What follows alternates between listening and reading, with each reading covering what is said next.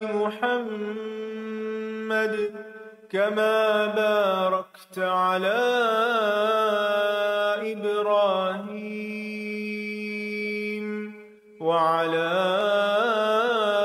آل إبراهيم إنك حميد مجيد.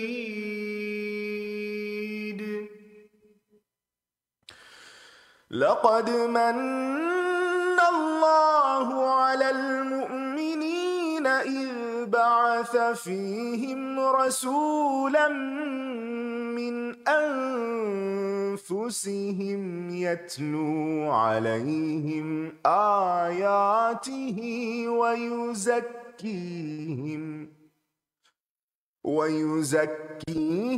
ويعلمهم الكتاب والحكمة وإن كانوا من قبل لفي ضلال مبين.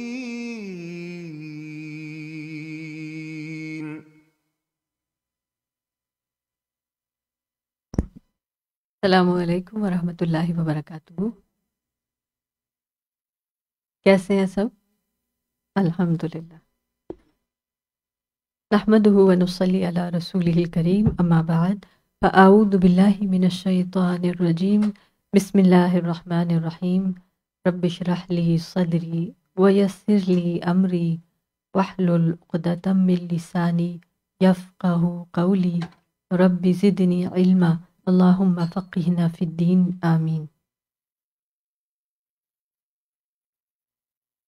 کل جو ہم نے احادیث پڑھی اس میں سے آپ نے کسی سے کچھ شیئر کیا؟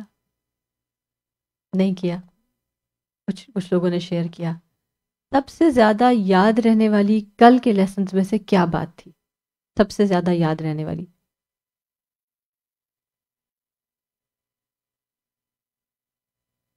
جتنا علم بڑھے گا اتنا صبر کرنا ضروری ہوتا جائے گا، اور علم حاصل کرنے کے لیے تو صبر چاہیے ہی. جی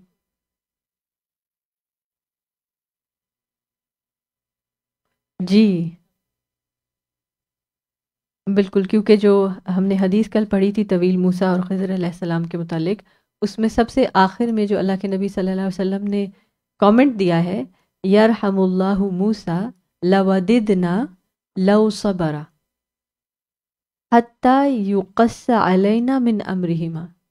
تو وہ کیا ہوا؟ موسیٰ علیہ السلام اگر تھوڑا اور صبر کرتے، وی وڈ وش، تو ہم کچھ اور بھی چیزیں حاصل کر لیتے. تو یہ چیز بہت ضروری ہے کہ بعض اوقات بے صبری کر کے ہم کچھ چیزوں سے ڈپرائیو بھی ہو جاتے ہیں. اللہ سبحانہ و تعالیٰ ہمیں علم کے راستے پہ جو مطلوب صبر ہے وہ سکھا دیں. جی آپ کچھ کہنا؟ مائک، کیونکہ حدیث طویل تھی اور سب کا انف انپٹ نہیں لیا تھا، تو آئی تھاٹ کوئی حرج نہیں ہے. ان لیسنس کو ہمارے اندر راسخ ہونے کے لیے یہ ضروری ہے. جی آتینا غداءنا لقد لقینا من سفرنا ھذا نصب. اس پر مجھے ایک فقہ القلوب کی بھی بات آئی تھی، ایک دفعہ میں نے سنی تھی اور میرے دل میں جیسے راسخ ہو گئی. تو اس میں یہ تھا کہ جب انسان اپنی زندگی کے مقصد سے ہٹتا ہے نا تو اس کو تھکاوٹ لاحق ہو جاتی ہے. جی تو بالکل. انہوں نے بڑی خوبصورت بات کی تھی کہ جب اپنے مقصد سے ہٹتا ہے تو دو چیزیں اس پر مسلط ہو جاتی ہیں، ایک تو تھکاوٹ اور دوسرا شیطان. تو یہ آیت مجھے اس سے بہت ریلیٹ کی. جب میں تھکتی ہوں تو پھر مجھے لگتا ہے کہ ہاں شاید میں اپنے اصل مقصد سے مطلب ہٹ گئی ہوں شاید. جی، اور زیادہ تر ہوتا کیا ہے، نقصان کیا ہوتا ہے جب ہم بہت زیادہ اوور ڈو کر جاتے ہیں کوئی بھی چیز، پھر کیا ہوتا ہے؟ یعنی پورا ایک سائیکل ہے جو ایفیکٹ ہوتا ہے. کبھی آپ سمجھے پڑھنے میں بھی، آپ پڑھنا تو اچھا کام ہے نا، نیکی کا بھی کام ہے، لیکن اس میں بھی اگر آپ اوور ڈو کر گئے ہیں اپنے آپ کو تو پھر کیا ہوگا؟ باقی چیزیں بعض اوقات فرائض متاثر ہونے لگتے ہیں، ہماری نمازوں میں ڈیلے آ جاتا ہے، ہم سلیپ سائیکل ڈسٹرب ہوتا ہے، پھر سلیپ سائیکل ڈسٹرب ہوتا ہے آپ کا ایٹنگ چیزیں، یعنی everything gets moved away from its place. تو یہ بہت ضروری ہے کہ ہمیں یہ پتہ ہو کہ کہاں رک جانا ہے، کہاں چل پڑنا آگے ہے. گزر جاتا. جی، تجاوز جو ہے نا وہ نقصان کا باعث ہو جاتا ہے. ٹھیک ہے، الحمدللہ. انشاءاللہ آج کے لیسنس میں بھی بہت سی ویلیوبل چیزیں ہیں، غور سے سنیں گے، نوٹ کریں گے، اور پھر انشاءاللہ کچھ ریڈنگ پریکٹس بھی کریں گے۔ باب من سأل وهو قائم عالما جالسا، باب من سأل جس نے سوال کیا، وهو قائم اور کھڑا ہے، سوالی کھڑا ہے، عالما جالسا عالم بیٹھا ہوا ہے۔ بعض اوقات یہ ہوتا ہے نا کہ ایک عالم بیٹھا ہوا ہے، ایک شخص مجلس سے آتا ہے اور آ کے کوئی سوال کرتا ہے اور وہ کھڑا ہے، یعنی اخلاق کا تقاضا کیا ہے کہ دونوں ہی بیٹھے ہوئے ہوں، لیکن بعض اوقات دونوں بیٹھ نہیں سکتے، یا آنے والا بیٹھنا نہیں چاہتا، یا بیٹھا ہوا بٹھانا نہیں چاہتا اس کو، کیونکہ اگر عالم ہر شخص کو اپنے پاس بٹھا لے تو علم حاصل کرنے کا کوئی وقت بچے نا، کیونکہ سکھانے والے کو بھی سیکھنے کی ضرورت ہوتی ہے، اس کو بھی پڑھنے کی ضرورت ہوتی ہے، لہٰذا اگر کوئی ایسا موقع ہو تو وہ اس کو بیٹھنے کی آفر نہیں کر رہا، تو کیا یہ جائز ہے؟ کیا بد اخلاقی تو نہیں؟ اس کی اجازت ہے۔ وہ کیا ہے؟ حدثنا عثمان قال اخبرني جرير عن منصور عن ابي وائل عن ابي موسى قال جاء رجل الى النبي صلی اللہ علیہ وسلم، ایک شخص آپ صلی اللہ علیہ وسلم کے پاس آیا، فقال تو کہا، یا رسول اللہ مل قتال فی سبیل اللہ، اے اللہ کے رسول صلی اللہ علیہ وسلم قتال کیا ہوتا ہے اللہ کے راستے میں، یعنی اصلی جنگ کیا ہے اللہ کے راستے کی، جہاد کیا ہے؟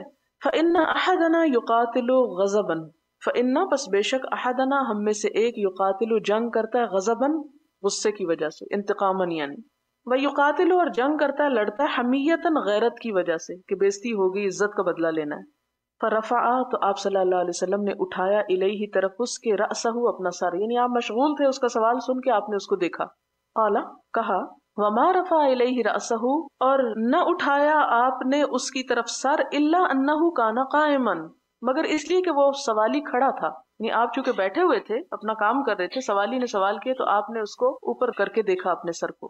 فقال تو آپ نے فرمایا، من قاتل جس نے جنگ کی، لتکون کلمۃ اللہ تاکہ ہو اللہ کا کلمہ، ہی العلیٰ وہی بلند، یعنی اللہ تعالیٰ کی بات ہی بلند ہو، اللہ کا نام بلند ہو، مراد یہ ہے، فہو فی سبیل اللہ عز وجل تو وہی دراصل اللہ کے راستے میں ہے، یعنی مسلمان کی جد و جہد اور جنگ کا اصل مقصود کیا ہونا چاہیے؟ نہ مال غنیمت نہ کشور کشائی، شہادت ہے مطلوب و مقصود مومن۔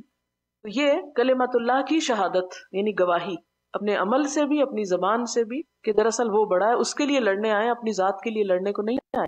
یہ وجہ ہے کہ امیر تیمور نے ایک مرتبہ کسی علاقے کو فتح کیا اور جو مفتوح تھے ان کی گردنیں کاٹ کے سٹیج بنایا اور اس پر وہ بیٹھا۔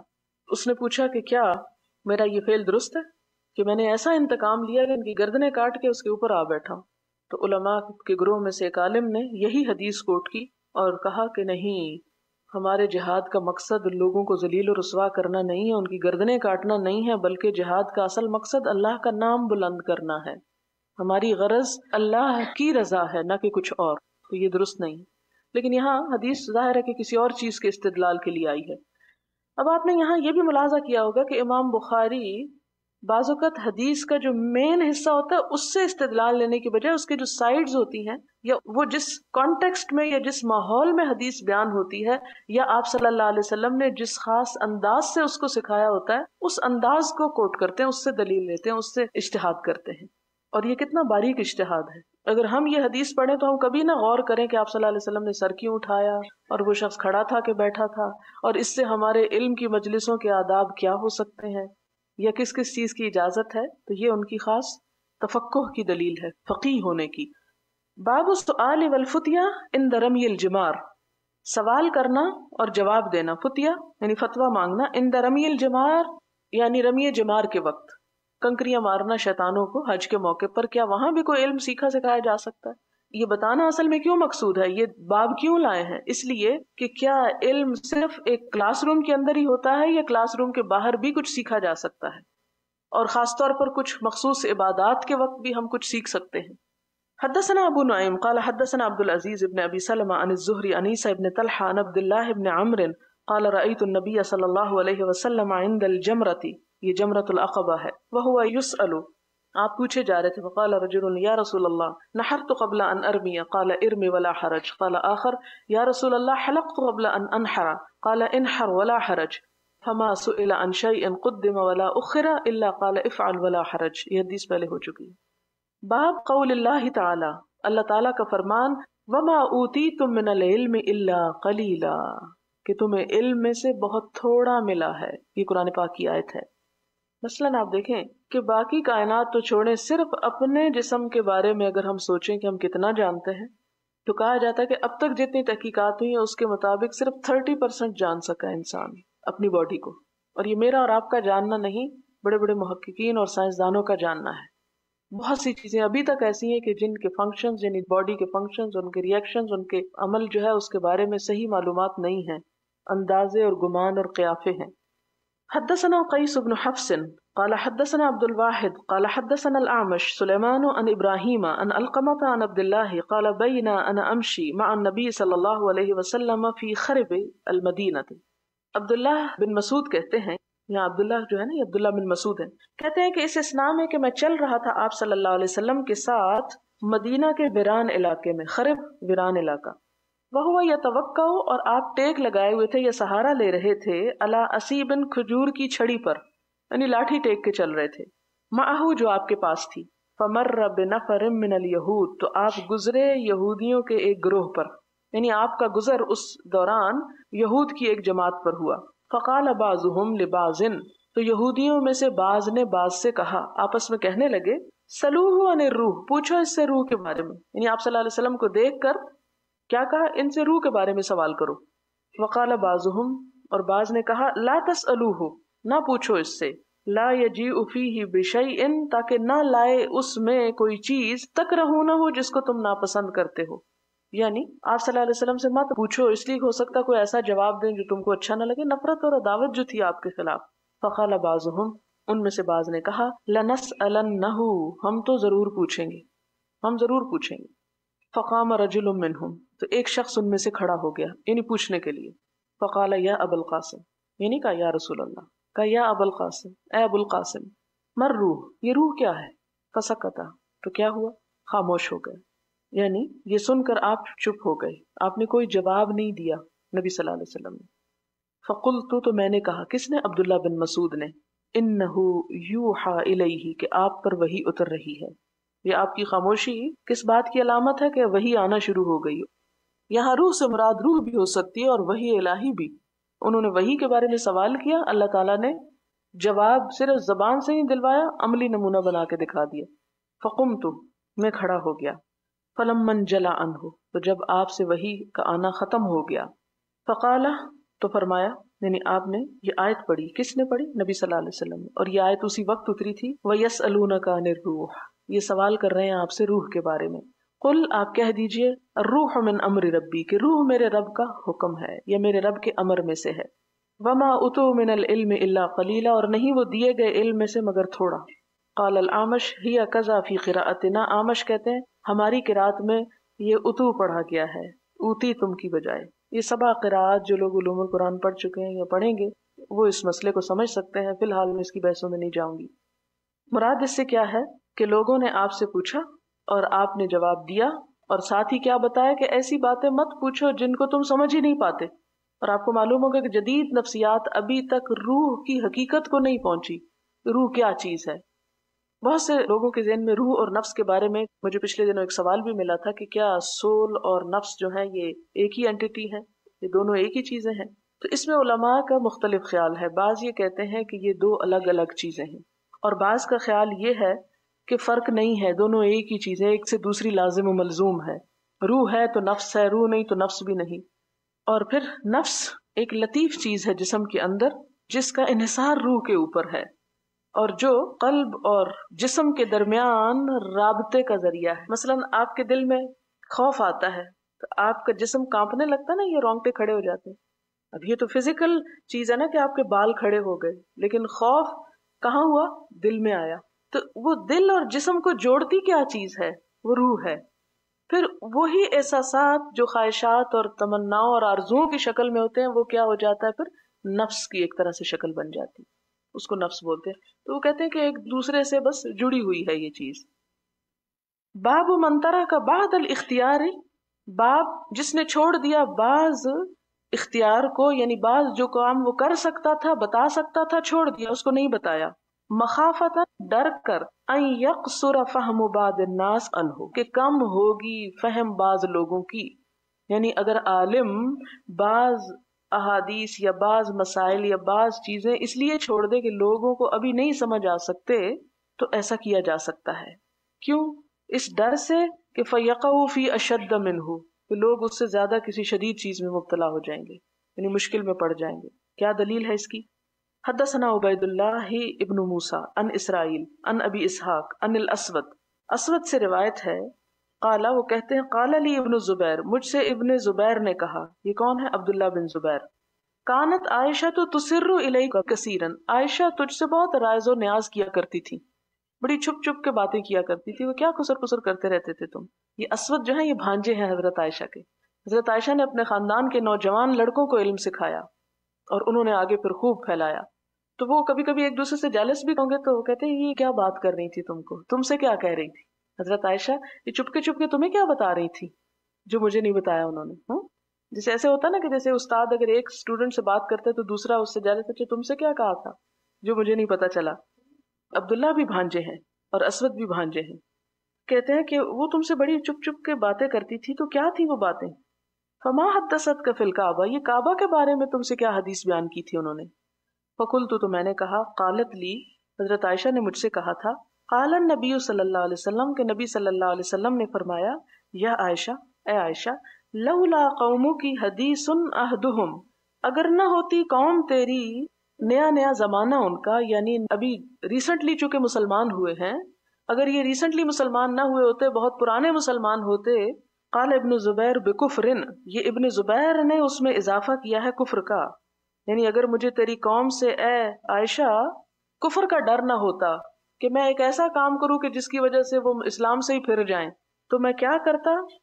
لنقضت الکعبہ، میں کعبہ توڑ دیتا، فجعلت لہا بابین، اس کے 2 دروازے بناتا جیسے ابراہیم علیہ السلام نے بنائے تھے.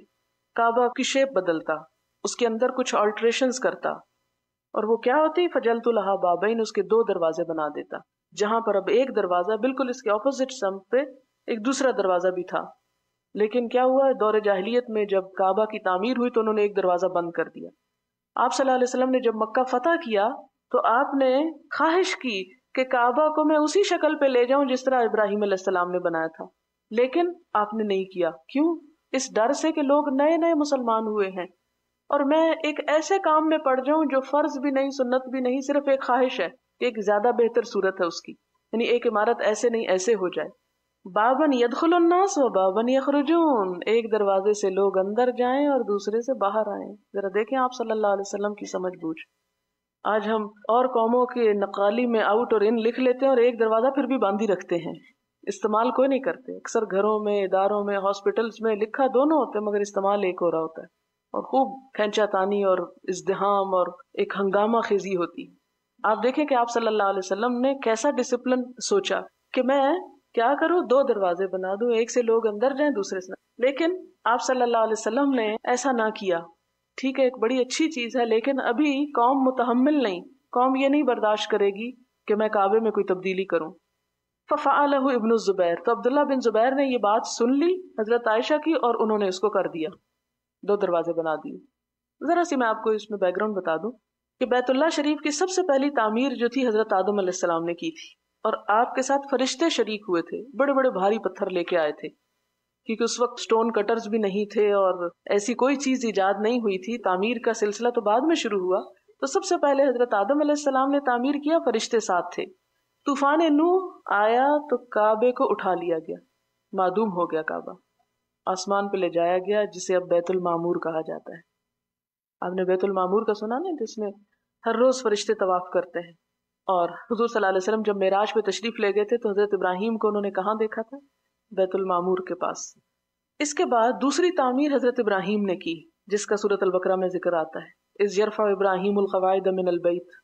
اس کے بعد حضور صلی اللہ علیہ وسلم کے نبوت سے یا بعثت سے پہلے ایک تعمیر ہوئی تھی. یاد ہے وہ چھوٹے تھے اور پتھر اٹھا اٹھا کے لے جا رہے تھے، اور پھر اس کے بعد وہ جب خاص پتھر حجر اسود رکھنے کا وقت آیا تو لوگوں میں فساد ہونے لگا، تو آپ سب سے پہلے صبح تشریف لائے، چادر بچھائی، سب کو ساتھ شریک کیا اور آپ نے وہ پتھر رکھا تھا.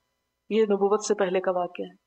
اور انہوں نے کیا کیا قریش نے کہ وہ حتیم کا حصہ چھوڑ دیا کیونکہ تعمیری سامان کم تھا، دروازے جو تھے وہ 2 کی بجائے 1 کر دیے، نہیں کچھ اس میں چینجز اصل نقشے میں کر دی تھی. آپ صلی اللہ علیہ وسلم نے جب مکہ فتح کیا تو آپ کا بڑا دل چاہا کہ اس کو اس اصل شکل میں جو حضرت ابراہیم علیہ السلام نے بنائی تھی اس میں لے جاؤں، لیکن آپ نے یہ کام نہ کیا۔ کیوں؟ کہ لوگ ابھی نئے نئے مسلمان ہوئے ہیں، وہ فتنے میں پڑ جائیں گے، تو ان کو فتنے میں نہیں ڈالنا چاہیے۔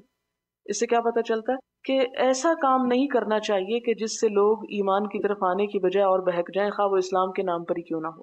ہاں، اصولوں میں اور فرائض میں کوئی کمپرومائز نہیں آپ کر سکتے، فرض فرض ہے، لیکن ایسی چیزیں جو ایک زیادہ بہتر ہے ایک ذرا کم بہتر ہے، لیکن دونوں میں ہی کوئی حرام بات نہیں یا غلط بات نہیں، تو اس صورت میں آپ اس کو چھوڑ دیں۔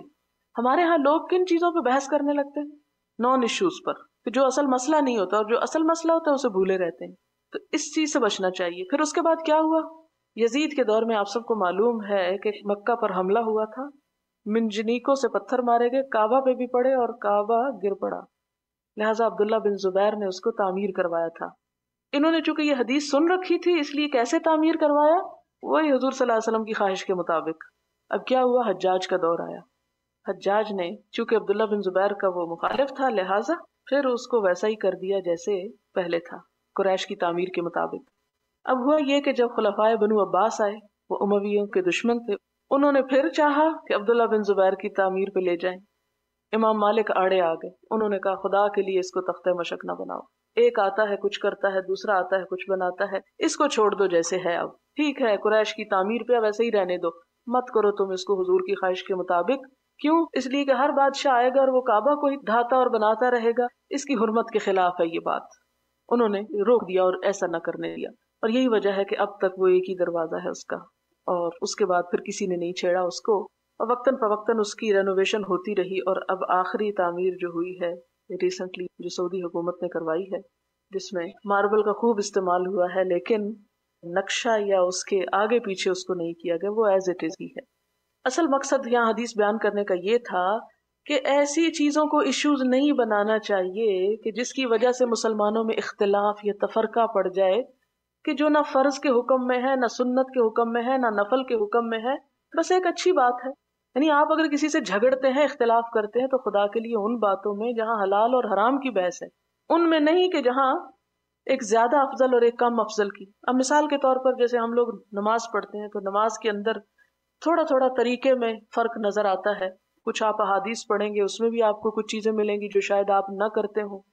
اب ایسی چیزوں کو لے کر لوگوں نے مسجدیں الگ بنا لی، فسق اور کفر کے فتوے لگانے لگ گئے، حالانکہ نماز کے وہ نہ ارکان میں سے ہے، نہ وہ فرائض میں سے ہے، نہ وہ واجبات میں سے ہے، مستحب ہے، کوئی چیزیں مسنون ہے، اور ہم نے ان کو فرض کا درجہ دے کے لوگوں کو بانٹ دیا، مسجدیں الگ کر دی۔ یہاں ہمارے ہاں تو مسجدیں ضاد اور ضاد کہنے پہ بھی الگ ہوئی ہیں۔ تو یہ سب جہالت کی باتیں۔ ہاں اصول پہ آپ کسی سے اختلاف کر سکتے ہیں، مگر نفل اور سنت اور مستحب اور افضل اور غیر افضل پہ ایک دوسرے کے ساتھ قطع تعلق ہی نہ کریں۔ آگے ہے باب من خص بالعلم قوما دون قوم، باب اس بات کا کہ مخصوص کیا جائے علم کے ساتھ ایک گروہ کو دون قوم دوسری گروہ کے علاوہ، دوسروں کے سوا، کراہیتاً اس بات کو ناپسند کرتے ہو کہ اللہ یفہمو دوسرے لوگ یہ سمجھ نہ سکیں گے۔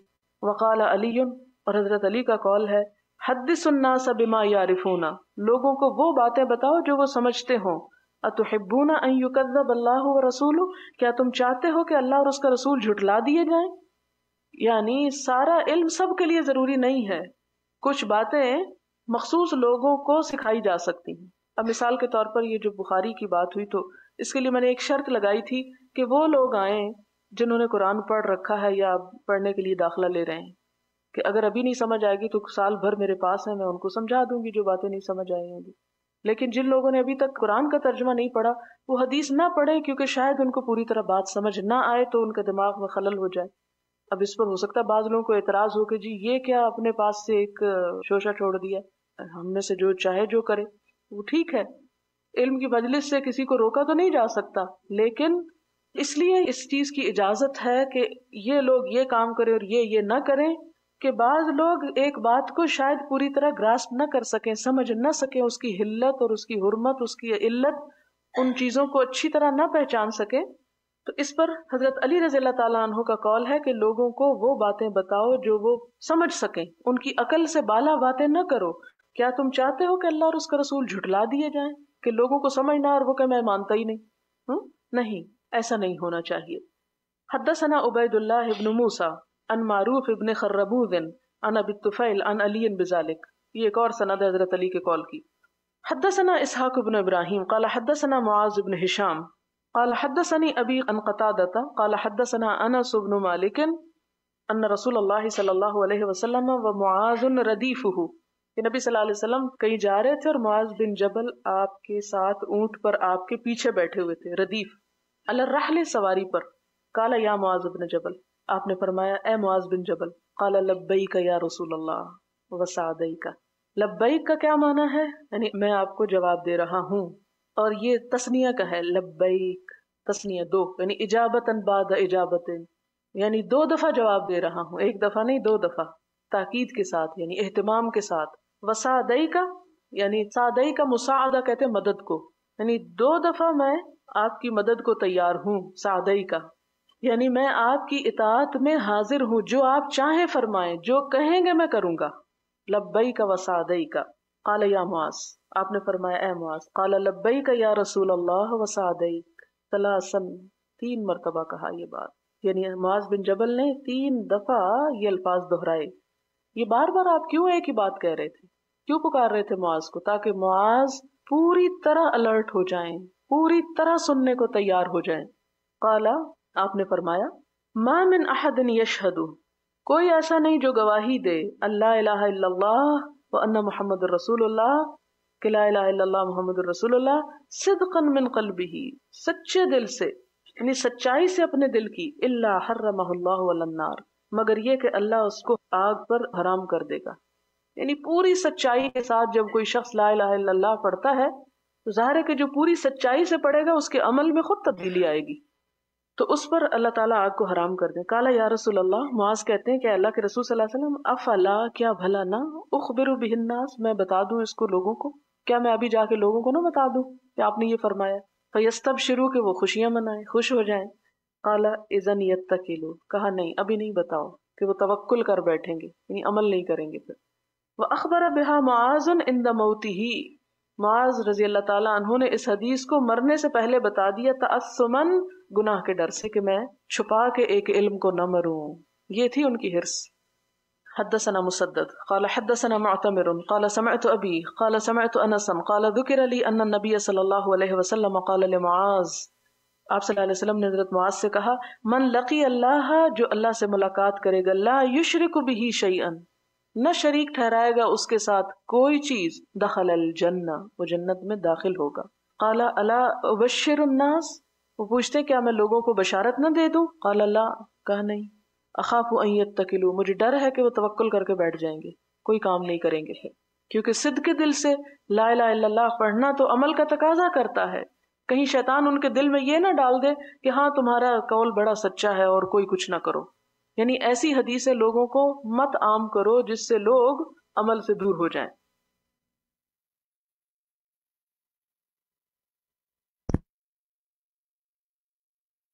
اب کیا سوچ رہے ہیں, اپنے دلوں کو ٹٹول رہے ہیں کہ ہم کتنی سچائی سے لا الہ الا اللہ کہتے ہیں اور کتنی سچائی سے اس کے ساتھ جینا چاہتے ہیں. بہت ہوپ فل بات ہے الحمدللہ. چلیے ابتدا سے باب من سأل وهو قائم عالما جالسا, اس باب کا ترجمہ کیجئے. باب من سأل وهو قائم عالما جالسا, عالم بیٹھا ہوا تھا. تو یہاں سے امام بخاری نے اس حدیث کے اطراف سے یعنی نبی صلی اللہ علیہ وسلم کے قول کے علاوہ جو آپ کا فزیکل پوزیشن تھی اس سے انہوں نے یہ باب اخذ کیا ہے. آپ نے نوٹ کیا اور شاید ہمیں یہ کتاب العلم کی کمپلیشن پہ اس ایکٹیویٹی کو کرنا چاہیے کہ شروع سے لے کر ہر چیپٹر ہر باب ہیڈنگ کو دیکھیں اور دیکھیں کہ آداب کتنے یہاں پر بتائے گئے ہیں. کیونکہ کتاب العلم میں علم کے ورچو کی بات تو ہوئی ہے لیکن زیادہ بات کیا ہوئی ہے آداب کی, کیونکہ یہی احادیث آپ آگے دیکھیں گے متعدد جگہ پر آئیں گی. کچھ احادیث اس میں کتاب الفتن میں آئیں گی, کچھ حدیث اس میں کسی اور جگہ پر آئیں گی. لیکن کتاب العلم میں جب وہ یہ حدیث لائے ہیں تو وہی بات کہ ابھی ایکچول حدیث یا اس کے کانٹینٹ پہ کوئی استدلال نہیں کر رہے, ادب پہ استدلال کر رہے. اس بات سے کیا بات سمجھ آتی ہے ہمیں اپنے لیے کہ علم کے لیے ادب بہت ضروری ہے، کیونکہ پچھلا چیپٹر، ابھی یہ سیکنڈ ہی چیپٹر ہے نا بخاری کا، پچھلا چیپٹر کتاب بدء الوحی تھا کہ وحی کا آغاز کیسے ہوا، اور کیونکہ وحی علم پر مبنی ہے تو اب اس چیپٹر پہ امام بخاری نے زیادہ تر ابواب کہاں باندھے ہیں کہ علم حاصل کرنے کے آداب کیا ہیں.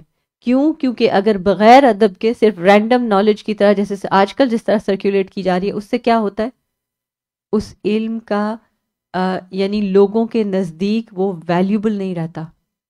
کیونکہ جب ادب کے ساتھ آپ علم حاصل کرتے ہیں تو آپ کو معلوم ہوتا ہے کہ اس کی کوئی ویلیو ہے. آپ عام دیکھیں کہ پبلک سکولز میں جو بھی کچھ پڑھایا جا رہا ہے، اسٹوڈنٹس اب آج کل in this day and age, not only in western countries, ہر جگہ پر کیا کلاس روم میں ٹیچر کا ادب اور علم کا ادب کم ہو گیا؟ رائٹ؟ کیونکہ علم کا ادب نہیں ہے، اس لیے علم سکھانے والے کا ادب نہیں ہے. اور اب ان تمام اداروں میں ہو کیا رہا ہے، زیادہ فوکس اس وقت کس چیز پر ہے؟ علم پر فوکس نہیں ہے، ایڈمنسٹریشن پر فوکس ہے کہ کیسے قابو کیا جائے، کیسے پینلٹیز، کیسے گائیڈ لائنز، اور یہ ساری ایک طرح سے پیرنٹس اور اسکول ایڈمنسٹریشن کے درمیان ایک مسلسل ٹگ آف وار کی طرح چل پڑی ہے. کیوں؟ کیونکہ پیرنٹس نے بچوں کو یہ بات بتانا چھوڑ دیا ہے کہ علم کے لیے ادب کرنا ضروری ہے نا. ادب ریکوائرڈ نہیں ہے نا. ان دا ماڈرن ایرا اسکولز کیا ہے، آپ جائیں، آپ حاضر ہیں، آپ دیوار کی طرف دیکھ کے بیٹھ رہے ہیں، آپ کے پاؤں اوپر ہیں، آپ ٹیچر کو کراس کوشچن کا، آپ کچھ بھی کر رہے ہیں، ٹھیک ہے، at the end of the day you will finish the grade and آپ اگلے گریڈ میں چلے جائیں گے. جبکہ ہم دیکھتے ہیں کہ اسلام میں ادب کا جو یعنی ایک ریکوائرمنٹ ہے، ایون حدیث جبریل اس میں کتنا زیادہ ادب کی بات ہے کہ جب آ کے آپ علم، جبریل علیہ السلام نے ڈیمونسٹریٹ کر دیا کہ ایک طالب علم کو کیسے ہونا ہے. جو ان کی حدیث نیریٹ ہوئی ہے اس میں بہت زیادہ حصہ طالب علم کے ادب پر ہے کہ وہ بیٹھے کیسے تھے، ان کا پوسچر کیسا تھا، پھر انہوں نے پوچھا، پھر انہوں نے کیا کہا. تو پارٹ آف اٹ ہم لوگوں کو ایز اسٹوڈنٹس آف نالج اس چیز کی ضرورت ہے کہ ہم اپنے علم کو ادب آداب کے ساتھ لے رہے ہیں، یا ہم کہہ رہے ہیں ہاں ٹھیک ہے بس اب ہر چیز جو ہے شیئر کر دیں، پوسٹ کر دیں گروپ میں، ہم چلتے پھرتے سن لیں گے، ہم آتے جاتے یہ کر لیں گے. نہیں، یعنی جب کسی چیز کا ادب ہوتا ہے، جب کسی چیز کا احترام ہمارے دل میں ہوتا ہے تو ہم اس کے ساتھ کیسے ڈیل کرتے ہیں؟ You make time for it. ہاں، یعنی جس چیز کا ادب کیا جاتا ہے اس کے لیے آپ باقاعدہ یعنی اب تو خیر قرآن کریم بھی ہم اس طرح نہیں پکڑتے جیسے ایک ادب آداب سکھایا جاتا تھا کہ آپ کو قرآن کو ایسے چھونا ہے، ایسے بیٹھنا ہے، اس دوران آپ نے پاؤں نہیں ہلانا، اس دوران آپ نے یہ نہیں کرنا، نگاہیں ادھر ادھر نہیں ہونی. الحمدللہ آپ کو یہ بہت ساری چیزیں تعلیم القرآن میں سکھا بھی دی گئی ہیں. اور حفظ القرآن جیسے آج کل آپ کر رہے ہیں، 30واں پارہ حفظ کر رہے ہیں، اس کے لیے بھی آپ نے دیکھا ہوگا آپ کی ٹیچر نے کچھ آداب سیٹ کیے ہیں. ہمیں یہاں تک سکھایا گیا تھا کہ جب آپ نے لیسن یاد کرنا ہے تو آپ کی نگاہ ان آیات کے علاوہ کہیں نہیں جانی چاہیے. یہ نہیں کہ کوئی انٹر ہوا ہے ہال میں تو آپ اس کو دیکھ رہے ہیں، کوئی تھوڑی دیر میں میسج دیکھ رہے ہیں، کوئی تھوڑی دیر بعد اپنے آپ کو ایڈجسٹ کر رہے ہیں. یعنی قرآن یا دین کا علم خاص طور پر یہ بہت زیادہ ادب کا تقاضا کرتا ہے.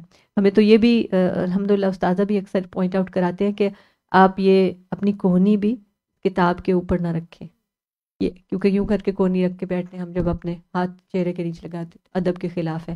ایون کسی دن سیل فون سے، جیسے یہاں پہ بلو جوس تھا یا کون سا تھا، میں نے سیل فون ایسے کر کے رکھ دیا، پھر مجھے بتایا گیا کہ نہیں اس کے اوپر نہیں، یہ ٹیکسٹ پہ نہ آ جائے. مصحف ہے، مصحف کے اوپر بعض اوقات لوگ گلاسز پہن کے پڑھ رہے ہوتے ہیں تو کیا کرتے ہیں، مصحف رکھا اس کے اوپر گلاسز رکھ دیے. نہیں، مصحف کے اوپر آپ کے گلاسز نہیں، کے ساتھ رکھ دیں، ادب ہے. تو جتنا ہم اس علم کا ادب کریں گے اتنا انشاءاللہ ہمیں اس میں سے حصہ ملے گا، اجر کا بھی، عمل کا بھی، پریزرویشن کا بھی، رائٹ انشاءاللہ. چلیے نیکسٹ، تھوڑی سی بات لمبی ہوگی لیکن مجھے خیال ہے کہ یہ بہت ضروری ہے کیونکہ انہوں نے اتنا زیادہ ادب کو ملحوظ رکھ کے اتنے سارے ابواب اس پہ ڈالے ہیں. ہم دیکھتے ہیں کہ یہ چیز کامن ہے آج کے دور میں بھی کہ سوالی فار انسٹنس کلاس کے بعد ٹیچر بیٹھا ہوتا ہے تو کوئی آ کے اگر کھڑے کھڑے سوال پوچھ رہا ہے تو اس میں کوئی نہ پوچھنے والے کی یعنی اس کی عزت اور احترام میں کمی ہو رہی ہے اور نہ بتانے والے کا کوئی بہت زیادہ درجہ بلند ہو رہا ہے. صرف یہ ہے کہ جو جیسے بیٹھا ہے وقت کی سہولت کے اعتبار سے بتایا جا سکتا ہے. پھر اس کے بعد نیکسٹ آئیے باب السوالی والفتیا عند رمی الجمار. اس کا ترجمہ کیجئے باب کا. باب السوال سوال کرنا، والفتیا اور فتویٰ مانگنا، مسئلہ پوچھنا، عند رمی الجمار رمی جمار کے پاس. یعنی یہ کیسا ہے؟ یہ بھی چیز کی جا سکتی ہے کہ نبی صلی اللہ علیہ وسلم سے باقاعدہ اس چیز کے بارے میں پوچھا گیا حج کے وقت. اس دن یہ حج کے ایام میں سے ہے. یہ آپ کو پتہ ہے کہ جو جمرہ عقبہ کی رمی ہے یہ کب کی جاتی ہے؟ حج کے عین وہ جو 5 دن ہے اسی میں کی جاتی ہے نا. مین ڈے پہ رمی کا آغاز ہوتا ہے. تو اس دن بھی پوچھا گیا تو نبی صلی اللہ علیہ وسلم ان کو مختصر الفاظ میں ساتھ ساتھ بتاتے گئے. اور اس میں کوئی حرج نہیں کہ خواہ کوئی جانور پر تھا یا آپ صلی اللہ علیہ وسلم جانور پر تھے، بات پوچھ لی گئی، بات بتا دی گئی. اور ادب یہ ہوا کہ یہ اس میں بے ادبی نہیں ہے کہ ہم اس کے متعلق بات ہی نہیں کر سکتے کھڑے ہو کے. کیا پتہ چل رہا ہے کہ یہ ادب کی بات نہیں ہے کہ ضروری آپ نے صرف بیٹھ کے ہی بات کرنی، کہ حدیث کے متعلق کوئی بات ہے تو آپ صرف بیٹھ کے کریں، الاؤڈ نہیں ہے. اگر آپ نے کھڑے ہو کے کی تو بے ادبی ہو گئی. نہیں، یہ بے ادبی نہیں ہے. پھر نیکسٹ باب تو خیر آیت میں سے ہے، باب قول اللہ تعالی وما اوتیتم من العلم الا قلیلا. ترجمہ یاد ہے؟ وما اوتیتم من العلم الا قلیلا. اب اس کا کانٹیکسٹ سمجھ آ گیا. یسألونک عن الروح کی مزید ڈیٹیل مل گئی کہ انہوں نے کہا سلوہ عن الروح. جی جی جی، کیونکہ آگے الا آ رہا ہے، ما نافیہ ہے، انکاری. اچھا، باب نمبر 48 باب من ترک بعد الاختیار. باب من ترک، جس نے چھوڑ دیا، بعد الاختیار کوئی چیز جو اختیاری تھی، مخافتا ہاں ڈرتے ہوئے، این یقصرا کہ کم ہو جائے، فہم بعد الناسی عنہ یعنی بعض لوگوں کا فہم اس معاملے میں کم ہوگا، اس بات سے ڈرتے ہوئے. فَيَقَعُ فِي أَشَدَّ مِنْهُ فَيَقَعُ وہ پڑ جائیں گے، فی میں، اشد منہ اس سے زیادہ شدید میں. کیا ایسا ہوتا ہے ابتدائی لیول پر جب ہمارے پاس نالج نہیں ہوتا اور کوئی آپ کو اسٹرکٹ قسم کا فتویٰ مل جائے جو ہو ٹھیک، لیکن پھر کیا ہوتا ہے لوگ اس سے دونوں طرف چلے جاتے ہیں. ایک یہ کہ وہ کنیکٹ نہیں ہونا چاہتے، سیکھنا نہیں چاہتے، وہ کہتے ہیں نہیں ٹو ڈیفیکلٹ. اور دوسرا وہ فَيَقَعُ فِي أَشَدَّ مِنْهُ لوگ بہت زیادہ شدت پسند ہو جاتے ہیں. یہ جو بات آئی ہے نا ہمارے دین میں ایک ٹرم بن گیا کہ شدت پسندی، وہ شدت پسندی بعض اوقات واقعی دیکھی گئی ہے. کیوں؟ کیونکہ ابھی علم کم تھا اور بات ان کو اس لیول کی پتہ چل گئی. یعنی اگر آپ نے ABC پڑھی ہے اور آپ کو ابھی ورڈز کنیکٹ کرنے اور سینٹنسز بنانے نہیں آتے اور آپ کو کوئی پوئٹری سنا دے تو پھر آپ کیا کریں گے؟ اٹھا کے اس کو ریجیکٹ کریں گے. جی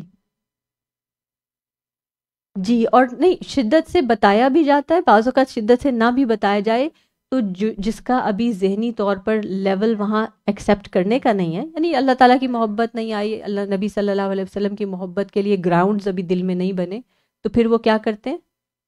ریپلسو ہو جاتے ہیں.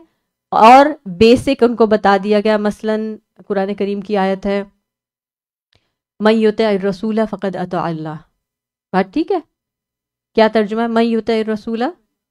جس نے اطاعت کی رسول کی، فقد اطاع اللہ اس نے دراصل اللہ تعالیٰ کی اطاعت کی. ٹھیک ہے، اب جس کو ابھی کچھ اور نہیں پتا، جب وہ اس کو یہ بات کو لے گا تو پھر وہ یہ کہے گا کہ ٹھیک ہے نبی کی اطاعت اللہ کی اطاعت ہے، نبی نے یہ کہا ہے. اب نبی صلی اللہ علیہ وسلم کے اقوال میں کچھ قولی احادیث استحباب کے لیے ہیں، کوئی کام کرنا ہے انکریجمنٹ کے لیے ہیں، وہ حلال اور حرام کی بات تو نہیں ہے، لیکن لوگ اس ایک حدیث کو ہو سکتا ہے لے کے اتنے شدت پسند ہو جائیں کہ پھر بعض اوقات وہ محرموں سے بھی ملنا چھوڑ دیتے ہیں. آپ کو پتہ ہے کچھ خواتین نے یہ بھی کیا کہ یعنی وہ شدت آ گئی نا، انہوں نے پوری طرح اس کو سمجھا نہیں اور ان کو وہ فائنسٹ لیول آف حلال اور حرام پتہ چل گیا.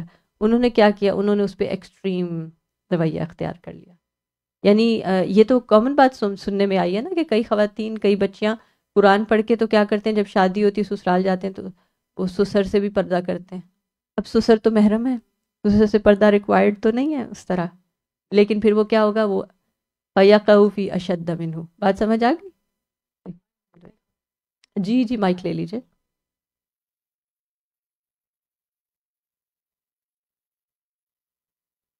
اگر آن لائن بہنوں کا کوئی ایسا کامنٹ ہو تو آپ پلیز مجھے ضرور لکھ کے دیجیے گا. آئی فیل کہ ان کو اب ہم انکلوڈ نہیں کر پاتے. جو بتا بھی رہی ہوں جو آپ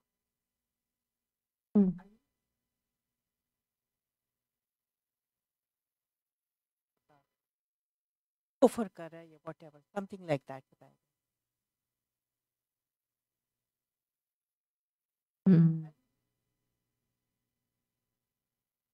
جی بالکل. تو اس لیے بعض باتیں لوگوں کو اس طرح بتانی نہیں چاہیے کہ وہ پھر شدت میں پڑھ کے نہ صرف اپنا ایمان، اپنا عمل، اپنا گھر، یہ چیزیں خطرے میں ڈالیں، بلکہ پھر اس طرح کے لوگوں کے عمل کی وجہ سے باقی لوگ دین سے متنفر ہو جاتے ہیں. تو یہ جو فہم ہے نا کہ لوگوں کو اس خوف سے کوئی بات نہیں بتانی کہ وہ میجورٹی ابھی ذہنی طور پہ تیار نہیں ہے، وہ بالکل ہی چھوڑ کے ہٹ جائیں گے، یہ بہت اہم ہے. اور ہم یہاں سے دیکھتے ہیں کہ امام بخاری رحمہ اللہ نے اس باب کو ایک اہم انداز سے باندھا ہے، کیونکہ حدیث سے اگر آپ اور ہم صرف حدیث پڑھیں تو پھر اس کو تو ہم حیران ہو جائیں گے، کیونکہ یہ بات تو عام فہم ہے بھی نہیں. مجھے تو بالکل جب تک بخاری نہیں پڑھی تھی نہیں پتا تھا کہ کعبہ کے 2 دروازے بھی تھے. کبھی یہ کامن بات نہیں ہے. آپ اگر آج جا کے کسی کو کہیں پتہ ہے کعبہ کے 2 دروازے تھے اور یہ اس طرح کنسٹرکشن ہوئی تھی، نبی صلی اللہ علیہ وسلم نے فرمایا تھا کہ ان کو پسند تھا، تو کوئی جیالہ اٹھے اور وہ کہے نہیں میں نے تو اسی طرح جیسے نبی صلی اللہ علیہ وسلم کو پسند تھا نا، اب جا کے ہم نے اس کو ایسے ہی کرنا ہے، تو یہ غلط بات ہو جائے گی نا. کیونکہ لوگوں کو بیسک کبھی پہلے کعبہ کی حرمت، کعبہ کی اہمیت، توحید لا الہ الا اللہ جس چیز کا وہ علامت ہے، لوگوں کو پہلے اس پہ تو ذہنی طور پہ تیار کریں. رائٹ؟ ہم ذرا جی مائک لے لیجیے.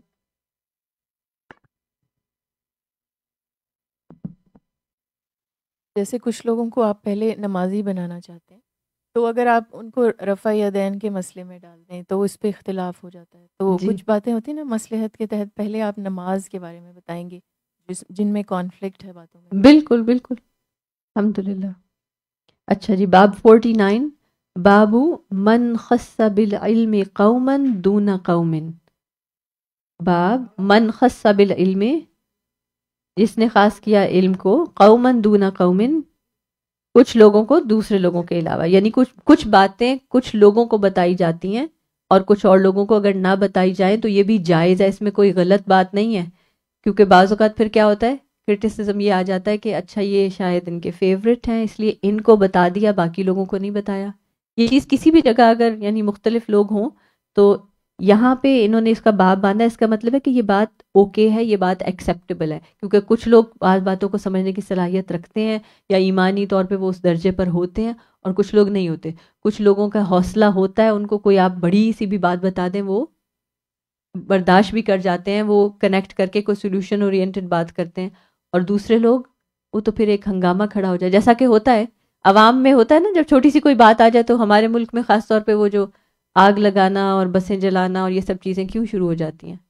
کیونکہ وہ بات کو صحیح طریقے سے لیتے نہیں ہے نا، بس سنا اور آگے چلے گئے.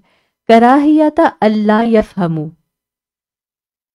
ہاں اس بات کو ناپسند کرتے ہوئے کہ وہ سمجھ نہیں سکیں گے. لا یفہمو، وہ فہم نہیں رکھتے اس کا.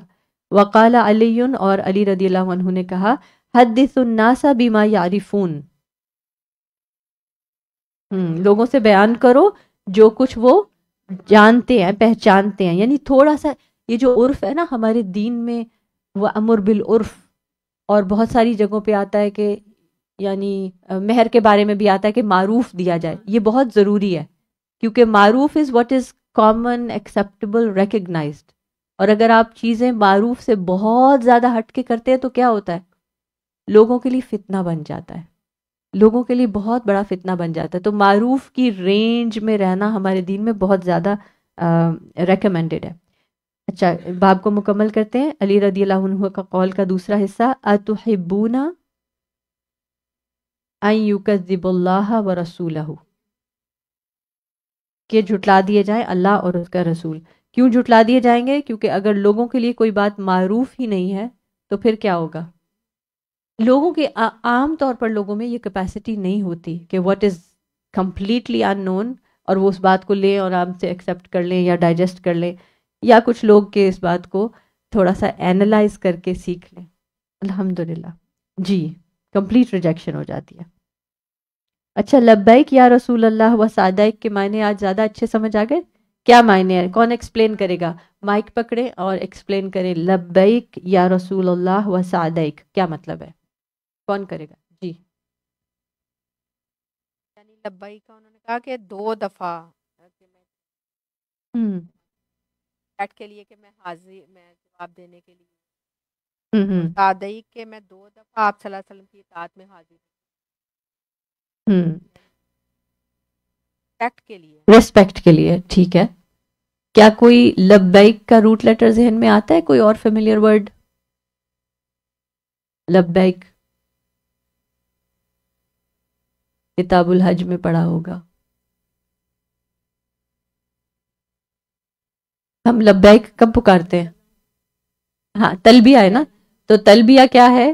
لبا یلبی تلبیتن، کیا سیکھا تھا؟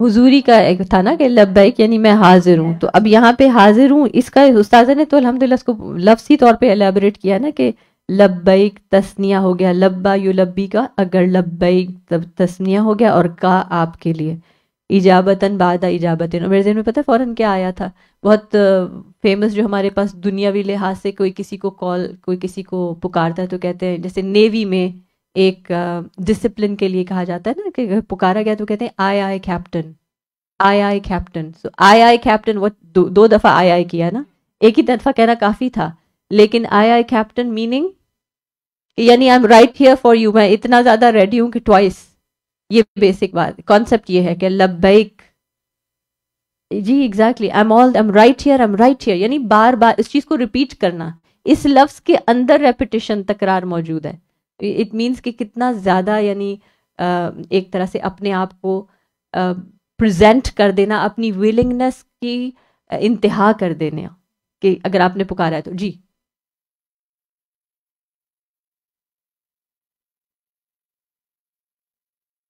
جی بالکل بالکل، اس طرح بھی ہم سوچ سکتے ہیں کہ فزیکلی اور مینٹلی دونوں طرح ہے کہ ہم حاضر ہیں، دل سے بھی حاضر ہیں، ویسے بھی حاضر ہیں۔ آپ کسی کے پاس کوئی آپ کو بہت خاص ہو، کوئی آپ کو تو آپ کہتے ہیں میں تو دل سے آپ کے لیے حاضر ہوں، تو مطلب کیا خالی دل حاضر ہے؟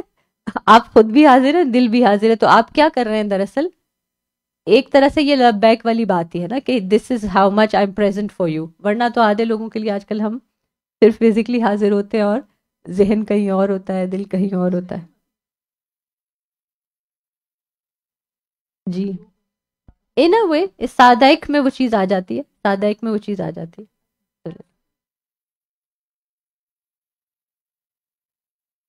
بدل جائے نا۔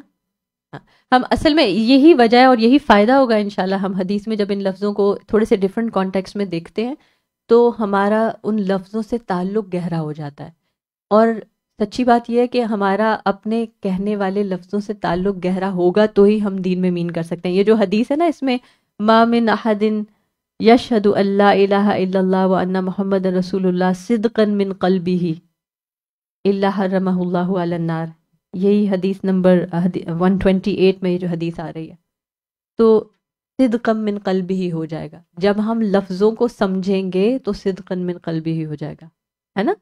ورنہ کیا ہوتا ہے، ہم لفظ ادا کر دیتے ہیں، ہمیں معنی تو معلوم نہیں ہوتے۔ الحمدللہ،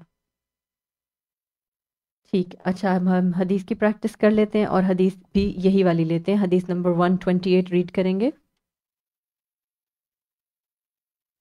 حدثنا اسحاق بن ابراہیم قال حدثنا معاذ بن ہشام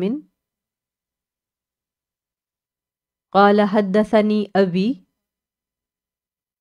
عن قتادة قال حدثنا انس بن مالک ان النبی صلی اللہ علیہ وسلم ومعاذ ردیفه علی الرحل قال یا معاذ بن جبل قال لبیک یا رسول اللہ وسعدیک قال یا معاذ قال لبیک یا رسول اللہ وسعدیک ثلاثا قال ما من احد یشہد ان لا الہ الا اللہ وان محمدا رسول اللہ صدقا من قلبہ الا حرمہ اللہ علی النار. قال یا رسول اللہ افلا اخبر به الناس فیستبشروا قال اذا یتکلوا. واخبر بها معاذ عند موته تأثما.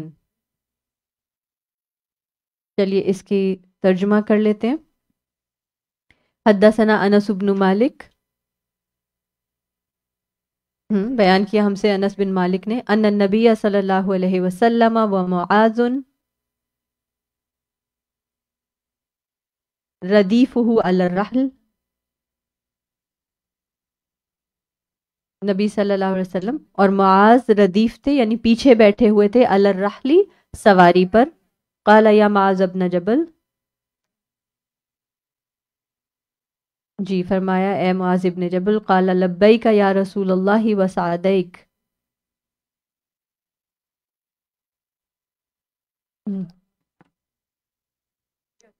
آپ اطاعت کر. سعدیک از اے ویری براڈ ورڈ. اب اس کا جو ایگزیکٹ ترجمہ آپ کی کتاب میں دیا ہوا ہے انہوں نے کیا کیا ہے، انہوں نے اس کا کیا جی سعادت مندی سے حاضر ہوں. ٹھیک ہے سعدیک ایسے ہی کر لیں. جی ہاں مدد یعنی دونوں طرح سے آ سکتا ہے نا. سعدیک یعنی I am happy to be at your service, سمجھ رہے ہیں؟ تو وہ جو I am happy to be at your service کا کیا مطلب ہوتا ہے کہ میں آپ کی مدد کے لیے بہت حاضر ہوں، خوش ہوں. دونوں چیزیں اس میں آ گئی. قال یا معاذ یعنی آپ صلی اللہ علیہ وسلم نے پھر فرمایا اے معاذ لبیک یا رسول اللہ و سعدیک ثلاثاً، 3 بار. جی. قال ما من احد یشہد ان لا الہ الا اللہ وان محمدا رسول اللہ صدقا من قلبہ، اپنے دل کی پوری سچائی سے، الا حرمہ اللہ علی النار. ہاں تو آپ کہیں گے مگر یہ کہ اللہ اس پر آگ حرام کر دے گا، کہ اللہ تعالیٰ اس پر آگ حرام کر دیں گے. قال یا رسول اللہ افلا اخبر به الناس، کیا بھلا میں پھر لوگوں کو خبر نہ دے دوں؟ فیستبشروا، تاکہ وہ خوش ہو جائیں. قال اذا یتکلوا، تب تو وہ اسی پر بھروسہ کر بیٹھیں گے. یہ ایک ظاہر محاورتاً ہمیں کرنا ہوگا. وَأَخْبَرَ بِهَا مُعَاذٌ،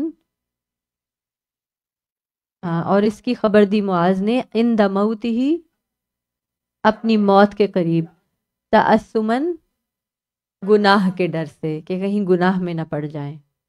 اور یہ جو بات ہے اذا یتکلوا، نبی صلی اللہ علیہ وسلم نے یہ جو حکمت یہاں پر کی کہ اس کا کیا مطلب ہے؟ ہاں بس اس بات پہ بھروسہ ہو جائے گا کہ بس ہمارا دل پہ سچائی کے ساتھ کہہ دینا کافی ہے، پھر عمل میں محنت نہیں کریں گے. تو عمل کی محنت نبی صلی اللہ علیہ وسلم چاہتے تھے کہ عمل میں محنت کریں ہم. تو اللہ تعالیٰ ہمیں عمل میں خوب محنت کرنے والا بنا دے.